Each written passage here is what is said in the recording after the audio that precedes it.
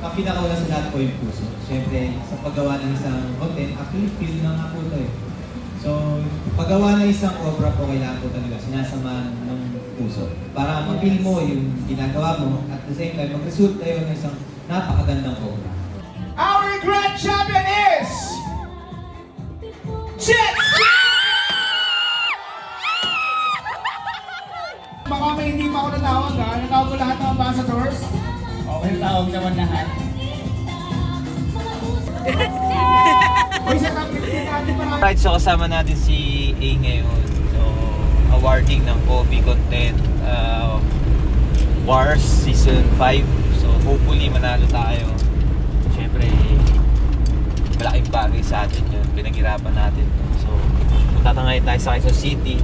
Doon sa event place. Let's go.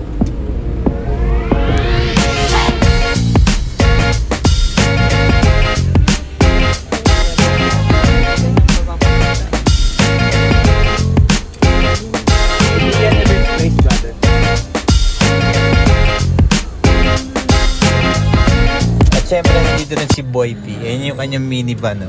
Ayan, no? Galing niya, may tulugan sa taas. So, pinabiyahe niya na yan ng malayo.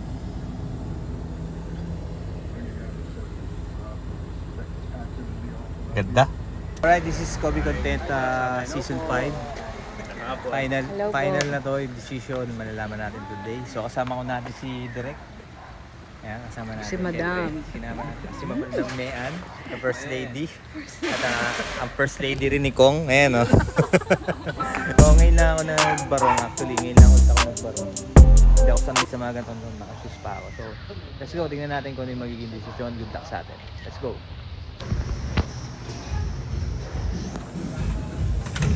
Alright, so habang nag-antay tayo, siyempre nagdadatingan pala. Kasama natin ngayon yung ating kasama sa top 15 na si Mototropo at kasama ko rin sa season 4 ng Kobe Content.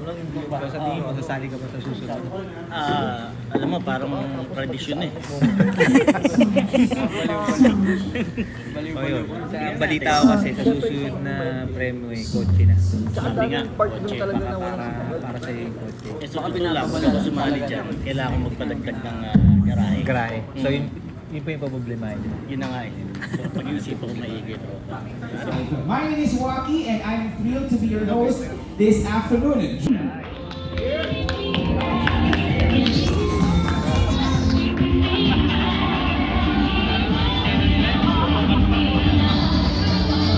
Alright, for our number 4, Jet Cindy.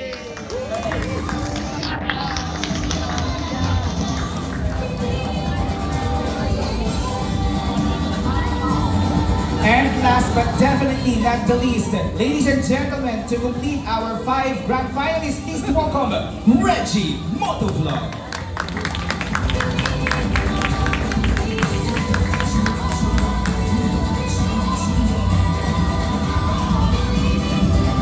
Once again, ladies and gentlemen, there we have them. Darailan, isang lugar na kung saan dinarayo ng karamihan. Dito matatagpuan ang mga naggagandahang mga ilog at pamumuhay.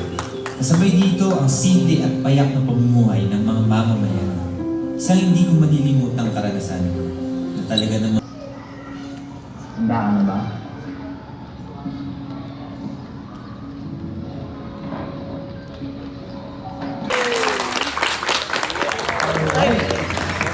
Yun na ang ating pang-apat na grand finalist. Walang iba kundi si Jet City. Nakita ko marami siyang pinaiyak for tonight. Alright, tawagan na. Ay, hindi mo tinatawagan dito ba?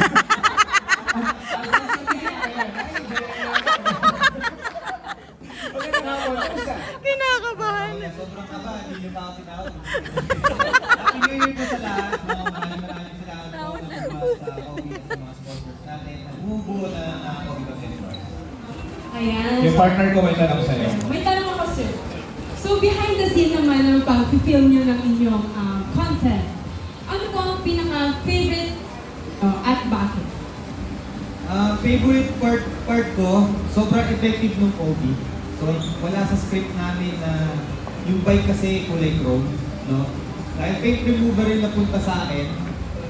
So, expected namin, pagka binuhusan siya ng pintura, yung pintura lang matatanggal. So, yung in-spray namin yung paint remover, pati yung chrome natanggal. So, yun yung problema. So, sabi ko doon ko talaga na-feel yung pressure ng contest na to kasi wala na kaming pamalit na ba.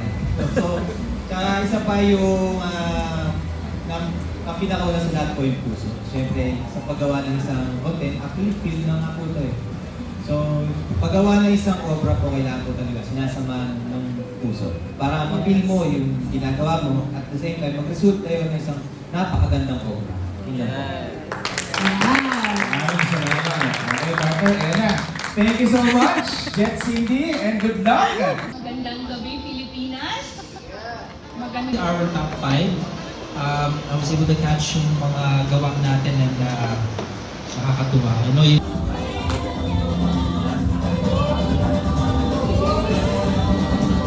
Best in Cinematography. Big content to life. Eto na. Kunti, pakinggan lang natin. Sino sa tingin nyo ang mananalang best in cinematography? Jet City! Partner. Our best in cinematography are none other than Jet City!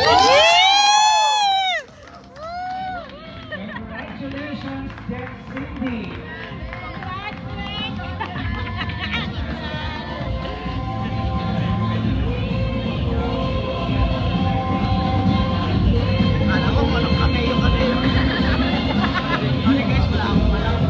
Okay, Jet.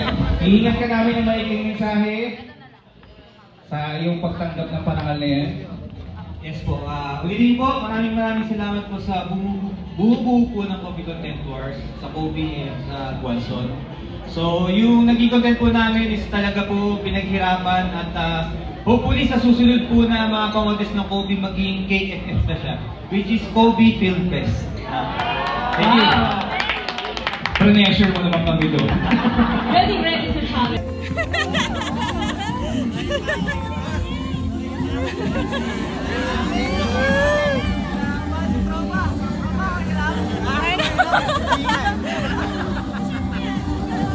Dalawa na lang!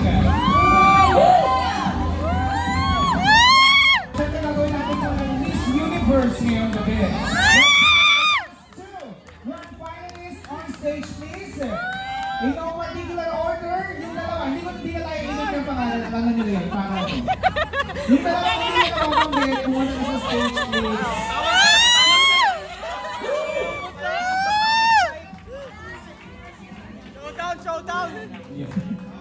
Pwede ba magharap kayong dalawa, tapos shake hands?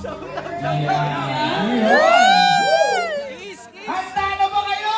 Yes! Para po mas malinaw, ipapaliwanag natin, ang babanggitin po natin ay yung mismong nanalo na, our grand champion. Yung hindi po natin mababanggit, automatically will be the first runner-up. Are you guys ready? Yes! Partner, ulitin ko, ang babanggitin natin yung grand champion na. Yes! Judges, are you ready? Woo! Let's get it on! Partner, eto na! And the Kobe Content Wars Season 5 Grand Champion is with an average score of 94.76%. Our Grand Champion is Jet!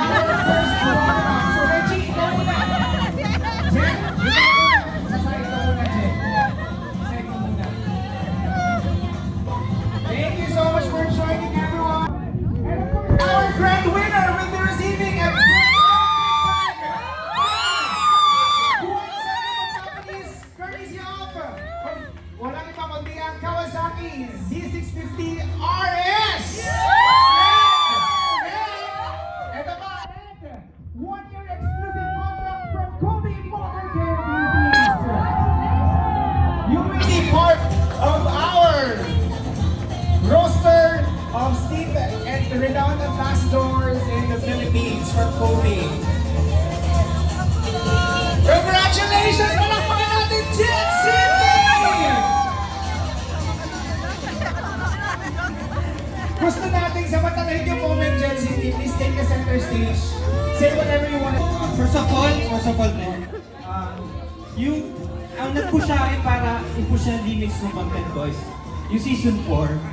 No? So, sabi ko sa sarili ko, kailangan mo maging magaling. So, dahil sa dami ng magaling rito, kailangan mo mas maging magaling pa. So, yun yung naging susi sa para marating natin itong Grand Finals. And syempre, maraming salamat po kay Direk Eric. Direk Eric, kung isa po sa mga talagang mabibisan na kasama ko kasi hindi ko talaga siya kaya ang gawin mag-isa. So, ang sikreto po doon, galingan mo, then humanap ka ng magaling na mga kasama at doon yung maging susi para sa tagumpay. Thank you! Alright, hard work makes perfect! Ayun naman. Congratulations! After itong photo op na tatawagin natin lahat ng ating grand finalists to be joining our judges. At mamaya pagkatapos na, syempre, bibigyan din natin sila ng moment kasama yung ating mga, si Jet, mamaya bibigyan natin ng moment kasama ang mga ambassadors ng Kobe bilang mabibigyan. Pinaghirapan natin to. Sa ilang araw tayo hindi nakatulog dahil dito. So, ibigay sa iyo yan dahil hindi lang ako yung gumawa nito eh. Magkasama tayo. Thank you, thank you. Oo, kasama ka din, madam. Oo.